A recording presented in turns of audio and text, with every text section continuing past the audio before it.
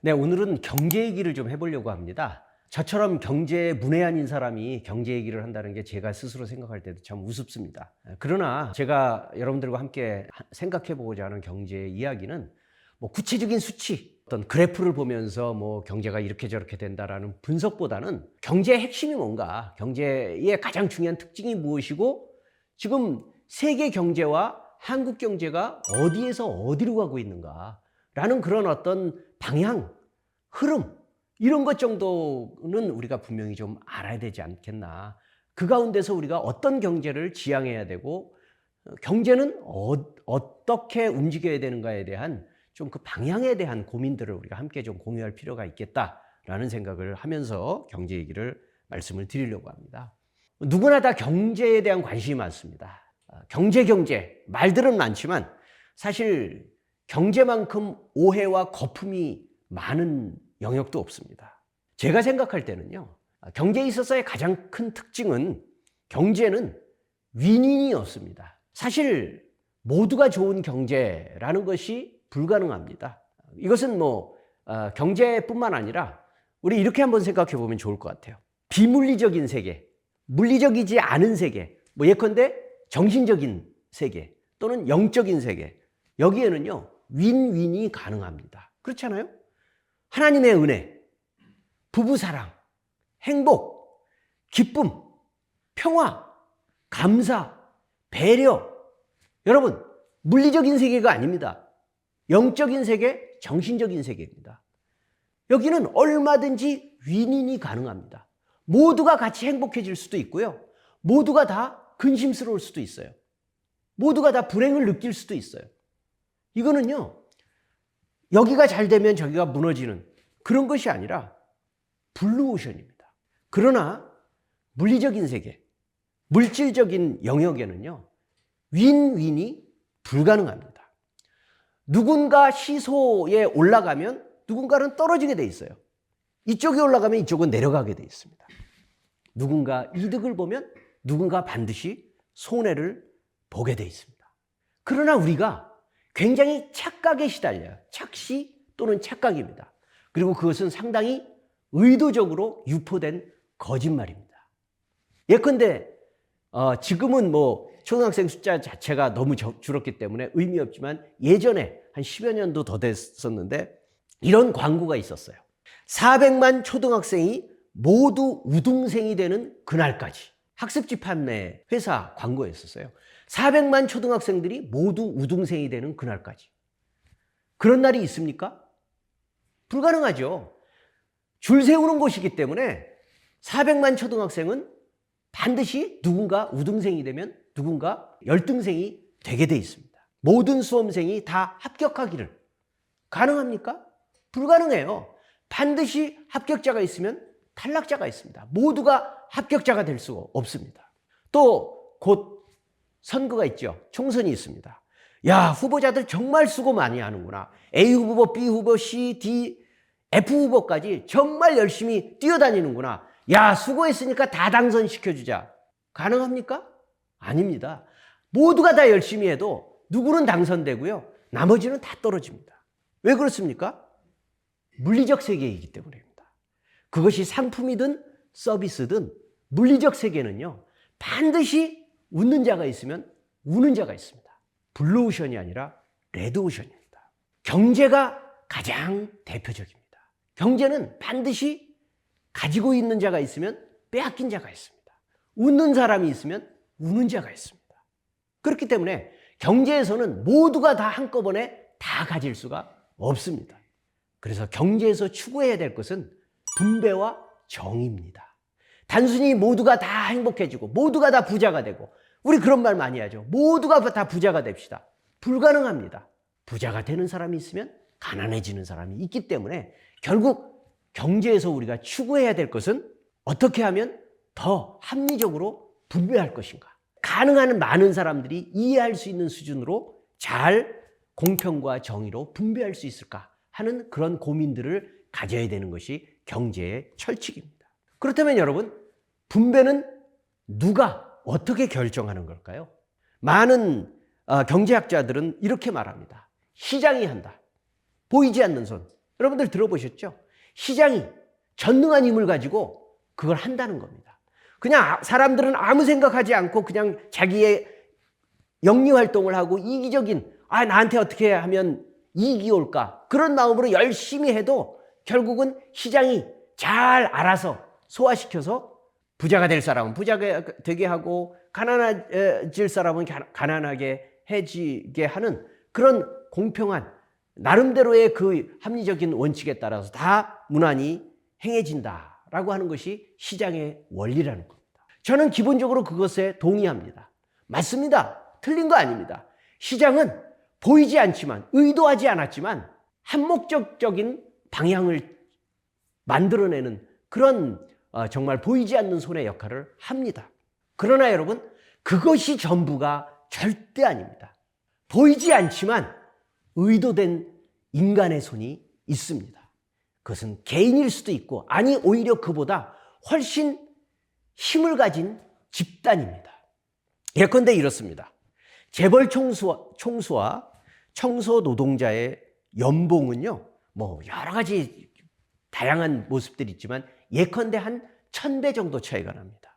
자, 근데 여러분 생각해 보십시오. 그냥 보이지 않는 손에 있어서의 시장의 합리적인 판단에 의해서 재벌 총수는 청소 노동자보다 1000배의 소득을 올린다. 여러분, 과연 한 사람이 아무리 유능하고 공부를 많이 하고 가치를 많이 창출한다고 해도 과연 한 사람이 다른 사람보다 1000배나 유능할 수 있을까요? 1000배나 더 열심히 일할 수 있을까요? 1000배나 더 능력이 있을 수 있을까요? 사실 그렇지 않습니다. 심지어 어느 재벌은요, 유죄 판결을 받아서 경영에 참여하지 않는 동안에도 소득 인상이 일어납니다. 자, 여러분, 이게 시장의 힘일까요? 그렇지 않습니다. 이거는요, 그 회사 안에서 그 사람에게 일방적으로 몰아준 보이지 않는 힘이 있었던 겁니다. 그래서 시장이 보이지 않는 것은 단순히 불특정 다수의 보이지 않는 손이 아니라 보이지 않는 것 같지만 사실 보이는 어떤 힘이 존재한다는 겁니다. 힘의 개입이 있습니다. 그래서 우리는 이 보이지 않는 손이 아닌 보이는 그 힘에 어떤 영향을 끼쳐서 조금 더 합리적이고 올바른 분배가 될 수 있도록 우리 사람들은 더 많은 관심과 노력을 기울여야 하는 것입니다. 자, 그럴 때 우리가 두 번째 생각해 봐야 될 것은 우리 한번 자본주의에 대해서 생각해 봅시다. 자본주의는 우리가 선택의 여지가 없이 이미 온 세계의 체제가 되어 있습니다. 우리 여전히 북한이라든가 쿠바라든가 또 중국이라든가 이런 사회주의 국가들이 현실 사회주의 국가들이 남아 있지만 그럼에도 불구하고 현실 사회주의 국가조차도 세계 자본주의 체제 안에 포섭되어 있기 때문에 사실은 이미 자본주의가 모든 세계를 평정하고 있다고 해도 과언이 아닐 것입니다. 자, 여러분, 자본주의도 흘러가는 역사에 따라서 흐름이 있고 특징이 있고 변화됩니다. 우리가 알고 있는 막스가 살고 있었던 최초의 자본주의의 이야기들은 전통적인 자본주의입니다. 상품 경제입니다. 자본가가 있고요. 노동자를 고용해서 상품을 만들어서 이윤을 얻기 위해서 운영되고 있는 이 체제, 이게 전통적인 자본주의입니다. 자, 서구는 바로 이런 산업자본주의, 상품 자본주의를 바탕으로 해서 급성장을 했고 우리가 잘 알다시피 한 200여 년 동안 세계를 지배하고 있습니다. 그러나 자본주의가 발전하면 발전할수록 복잡해지면 복잡해질수록 자본가 사이에도 그렇고 기업 간에도 경쟁이 치열해집니다. 그러면서 기업 안에서도 부익부 빈익빈 현상이 발생합니다. 단순히 자본가와 노동자 사이의 빈부격차뿐만 아니라 기업과 기업 사이 또 그리고 경영자와 경영자 사이에도 빈부격차가 급속도로 발생합니다. 우리나라에서 너무나도 잘 알고 있죠. 재벌과 중소기업 그리고 아주 영세한 기업 사이에 이름은 사장님인데 거의 노동자보다도 더 힘들게 살아가고 있는 사장님들이 있는 반면에 천문학적인 고소득을 계속 갱신하면서 엄청나게 고소득을 벌이고 있는 그런 재벌 총수들도 동시에 존재하고 있는 그런 사회로 변화되고 또 노동자들 사이에도 뭐 귀족 노동자라고 얘기할 만큼 편안하게 엄청난 연봉을 올리고 있는 그런 노동자도 있는 반면에 그야말로 입에 풀칠하기도 힘들 만큼 불안한 지위 속에서 거의 연봉이라고 할 수 없을 만큼 어려운 형편에 빠져 있는 노동자들도 존재한다는 겁니다. 그러면서 자본가와 기업 사이에도 이윤 획득이 갈수록 첨예해지고 경쟁이 아주 치밀해집니다. 그래서 결국은 서구 제국은 한 나라 안에서의 더 이상 이윤을 창출하는 게 힘들어지니까 서구 제국들은 해외 식민지를 쟁탈전을 벌이기 시작하고 그게 이제 제국주의 시대로 돌입하게 되고 결국 1차 대전과 2차 대전으로 이어지는 것을 우리는 보았고 그리고 2차 대전 이후에 오늘날과 같은 수정자본주의의 변화들이 일어나게 되지만 20세기 후반 이후에 자본주의가 또 한 번 급속도로 변화되게 됩니다.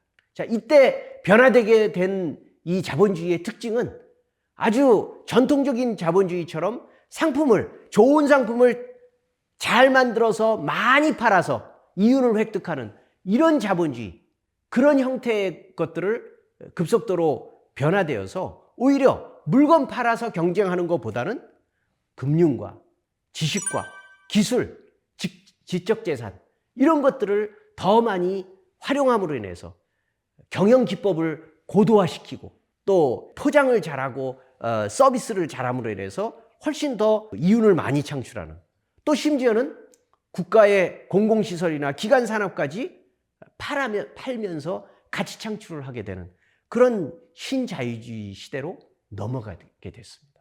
그리고 지금 우리도 그 폐해를 97년 IMF와 또 2008년도 금융위기를 통해서 아주 생생하게 경험했습니다.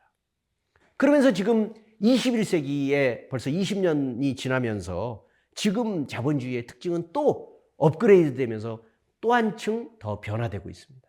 근데 이 21세기 자본주의의 특징은 뭘까요? 많은 사람들이 공통적으로 얘기하는 것은 투기성입니다. 여러분, 오늘 우리가 그런 얘기 많이 하죠. 대박이 뭡니까?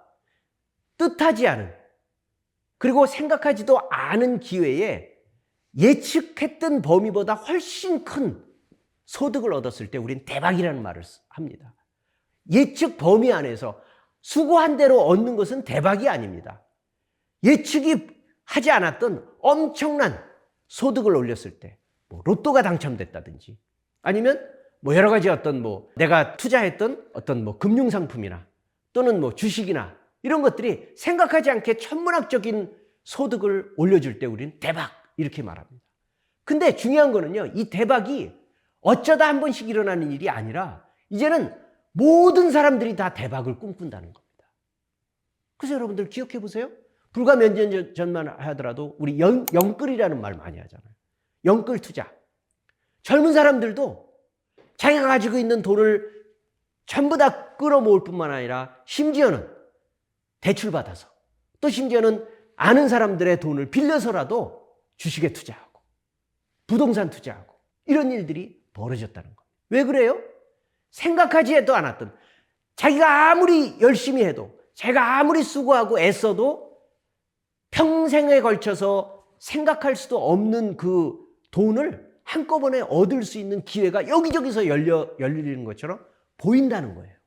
그게 가능한 것처럼 보였다는 거예요. 어떻습니까? 몇 년 지나고 난 이후에 지금은 신기루처럼 다 사라지면서 그렇게 투자했던 수없이 많은 사람들이 지금 대박이 아니라 쪽박을 쳐고 있죠. 그럼에도 불구하고 또 다른 대박을 향해서 우리의 관심이 자꾸 움직여가고 있습니다. 그 얘기는 뭡니까?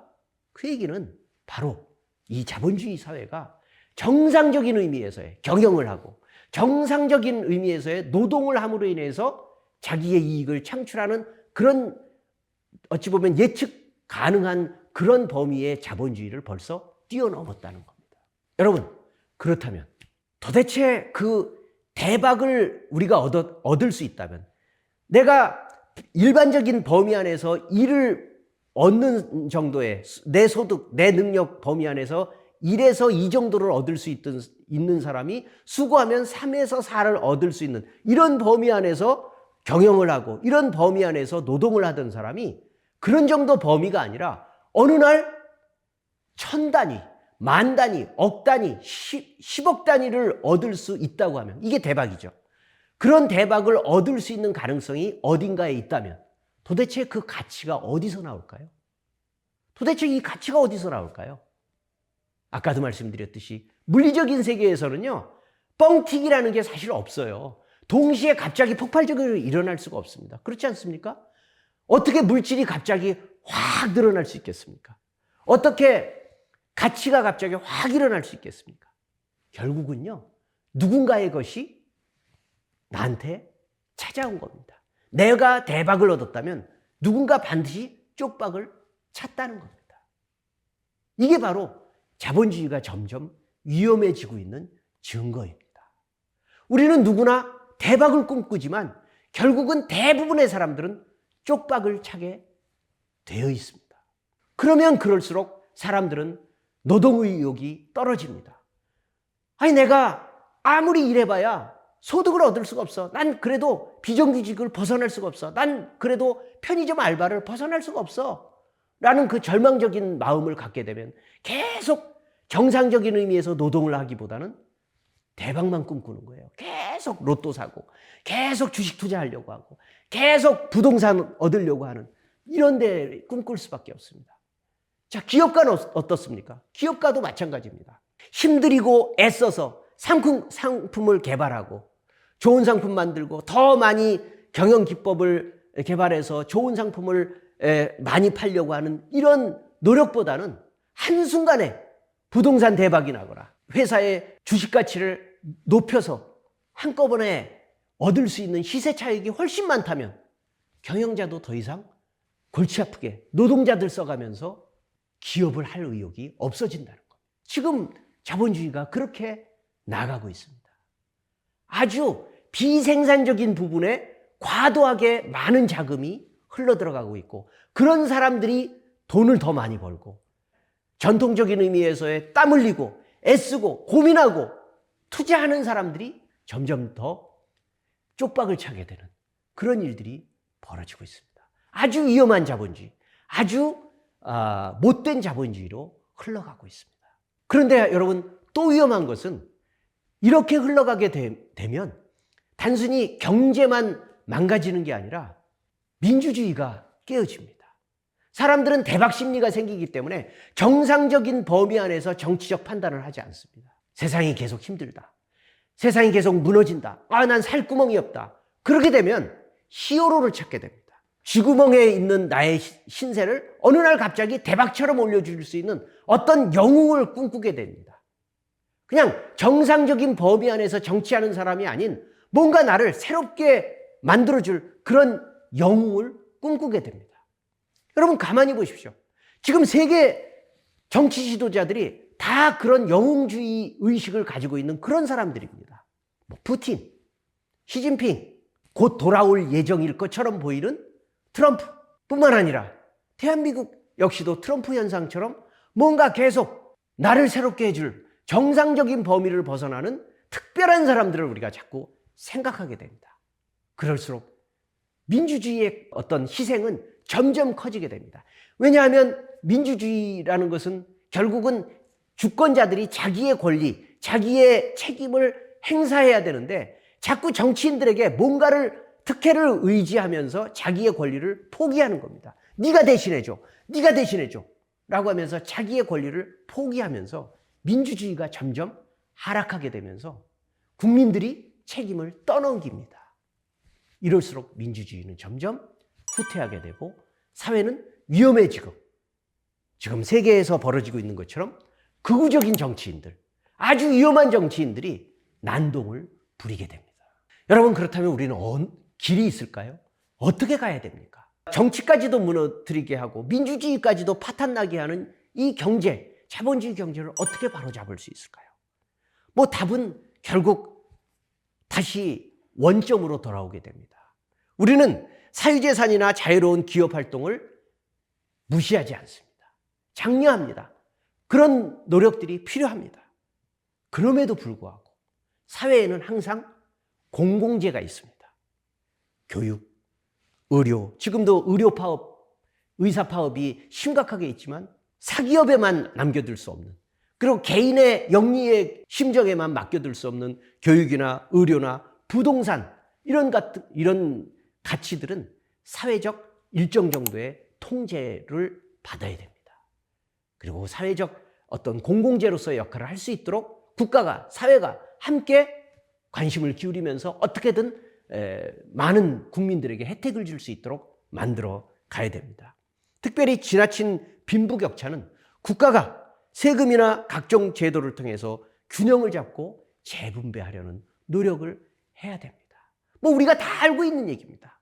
그 일을 향해서 가면 자본주의가 사는 것이고, 그걸 포기하고 아니 돈 버는데 무슨 규칙이 있냐, 많이 벌면 장땡이다 라고 하는 식으로 자본가를 그냥 내버려 두고, 또 투자자를 그냥 방치해 두고, 시장이 어떤 행동을 하든 국가는 책임을 지지 않는, 그리고 오히려 한술 더 떠서 국가마저도 마치 자본가처럼 영리를 더 얻기 위해서 국가가 앞장서서 나서는 지금과 같은 정말 파탄난 자본주의의 모습을 허용해서는 안 됩니다. 성경은 이스라엘의 희년 정신을 통해서 바로 그 하나님 나라의 공정성과 공평성과 그럼에도 불구하고 창의성을 독려하는 그런 경제를 지지하고 있습니다. 성경에 입각하여서 우리가 좋은 경제, 아름다운 경제 시스템을 만들기 위해서 우리 믿는 사람들이 좀 더 많은 관심들을 갖고 참여함으로 인해서 우리 자본주의도 좀 더 건강해질 수 있도록 우리의 모든 힘을 기울였으면 좋겠습니다. 감사합니다.